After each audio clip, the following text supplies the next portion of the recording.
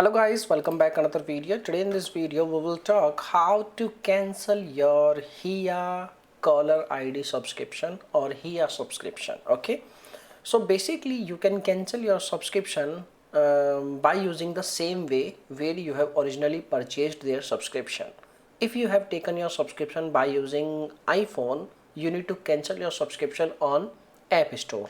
If you have taken your subscription by using your Android device, you need to cancel your subscription on you can say like Play Store. Okay, so the first thing, the first method for iPhone users, first of all you need to open your iPhone settings and you need to tap on your Apple ID.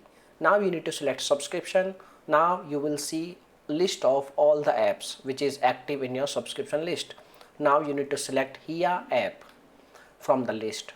Once you select on Hiya app, you will see there are lots of options. You need to follow the prompts and you can cancel your subscription of Hiya on iPhone. Okay, now if you have taken your subscription on Android, you need to open your Play Store and then you need to select payments and subscriptions, and then you need to select subscription. Then you will see a list of all the apps and you need to select Hiya app, and then you need to follow the prompts like this one and you can cancel your subscription very easily.